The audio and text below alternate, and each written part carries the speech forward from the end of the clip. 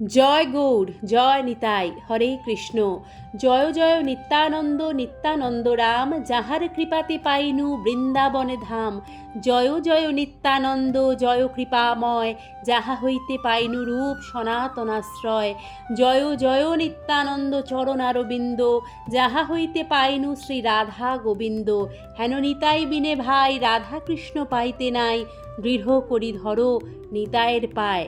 নমস্কার সুধী ভক্তবৃন্দ, 2026 সালে শ্রী নিত্যানন্দ ত্রয়োদশী তিথি, যা হলো নিত্যানন্দ প্রভুর শুভ আবির্ভাব দিবস, সেটি কবে কত তারিখে পড়েছে বা পালন করতে হবে, এই বিশেষ তিথি পালনের সঠিক নিয়ম কি, উপবাস কতক্ষণ করবেন, উপবাস ভঙ্গ করে কি কি খাবার বা প্রসাদ গ্রহণ করতে পারবেন এবং বিধিনিষেধ কি কি, এই বিশেষ তিথি পালনের ক্ষেত্রে পূজার পুষ্পাঞ্জলি ও প্রণাম মন্ত্র সবটাই দেখবেন আজকের পর্বে বিস্তারিত। আশা রাখি সকলে পরমেশ্বর ভগবান শ্রীকৃষ্ণের আশীর্বাদে ভালো আছেন।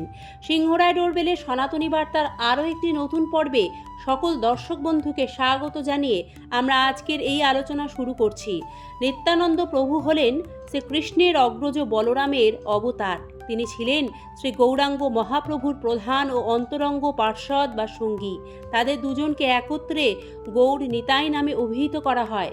শ্রী নিত্যানন্দ প্রভু বৈষ্ণবীয় পঞ্চতত্ত্বের একজন।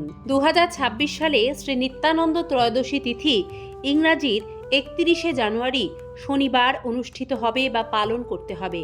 শ্রী নিত্যানন্দ ত্রয়োদশীর উপবাস দুপুর পর্যন্ত হয়। এবার আমরা জানব এই পূজা বিধি এবং নিত্যানন্দ ত্রয়োদশীর মাহাত্ম্য। ভগবান নিত্যানন্দ হলেন পরমেশ্বর ভগবান চৈতন্য মহাপ্রভুর চিরন্তন সহযোগী। নিতাই ছাড়া নিমাই নামটি খুব কম নেওয়া হয়। নিত্যানন্দ প্রভুর করুণা ছাড়া মহাপ্রভুর কাছে যাওয়া বা তাকে বোঝা সম্ভবই নয়। তিনি সমস্ত ব্রহ্মাণ্ডের প্রধান গুরু এবং মহাপ্রভু এবং তার ভক্তদের মধ্যে মধ্যস্থতাকারী হিসেবে কাজ করেন। তিনি সৃষ্টি এবং লীলা উভয় ক্ষেত্রেই ভগবানের সক্রিয় নীতি। তিনি ভগবানেরই দ্বিতীয় দেহ। শ্রীকৃষ্ণের কাছে বলরাম, শ্রীরামের কাছে লক্ষ্মণ এবং চৈতন্য মহাপ্রভুর কাছে নিত্যানন্দ প্রভু হিসেবে প্রকাশিত। ভগবানের অন্যান্য সমস্ত রূপ এবং বিস্তার এই দ্বিতীয় দেহ থেকেই কিন্তু উদ্ভূত হয়। নিত্যানন্দ প্রভু হলেন সংকর্ষ, সমস্ত বিষ্ণু এবং অনন্ত শেষের উৎস।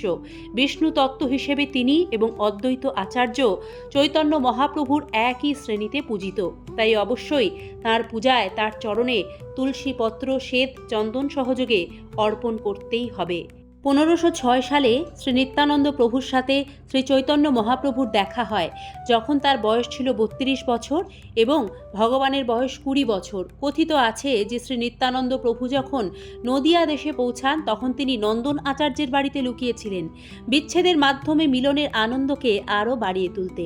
শ্রী চৈতন্য মহাপ্রভু তার চিরন্তন সঙ্গীর আগমন সম্পর্কে অবগত হয়ে নিতাইকে খুঁজে বের করার জন্য হরিদাস ঠাকুর এবং শ্রীবাস পণ্ডিতকে প্রেরণ করেন, কিন্তু তারা ব্যর্থ হন। অবশেষে বিচ্ছেদ আর সহ্য করতে না পেরে চৈতন্য মহাপ্রভু নিজেই সরাসরি নিত্যানন্দ প্রভুর কাছে যান এবং সাক্ষাতের আনন্দ এতটাই অতীন্দ্রিয় ছিল যে যারাই তা প্রত্যক্ষ করেছিলেন তারা এই মহৎ অভিজ্ঞতায় বিস্মিত হয়েছিলেন।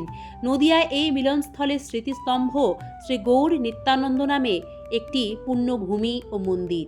তাই ভগবানের কৃপা লাভ করতে গেলে নিত্যানন্দ প্রভুর কৃপা অবশ্যই লাভ করতে হবে। কিভাবে বাড়িতে সহজেই শ্রী নিত্যানন্দ ত্রয়োদশীর পূজা সম্পন্ন করতে হবে?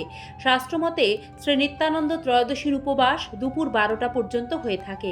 এই দিন সকাল সকাল স্নান সেরে শুদ্ধ হয়ে শুদ্ধ বস্ত্র পরিধান করে পঞ্চপাচারে পূজা সম্পন্ন করতে হয়। পঞ্চপাচার কি? পঞ্চপাচার হলো ধূপ, দীপ, তুলসীপত্র, পুষ্প, নৈবেদ্য ইত্যাদি বিশেষ মন্ত্র উচ্চারণে নিবেদন করা। এই দিন শ্রী গৌর নিতাইকে রাজ অভিষেক করাবেন। অভিষেকের ক্ষেত্রে ব্যবহার করবেন তাজা ফলের রস, শুদ্ধ জলের ধারা, ডাবের জল, গঙ্গা জল, পঞ্চামৃত, এছাড়াও মিছরির জলও অনেকে ব্যবহার করে থাকেন। সাধ্যমতো পঞ্চব্যঞ্জন, অন্ন, পরমান্ন, মিষ্টান্ন, ফল, মূলাদি, তুলসীপত্র সহযোগে ভোগ নৈবেদ্য নিবেদন করবেন। এরপর তুলসীপত্র, পুষ্প ইত্যাদি অর্পণ করবেন। ধূপ যখন দেখাবেন তখন বলবেন এসো ধূপ ওং নিত্যানন্দায় নমঃ।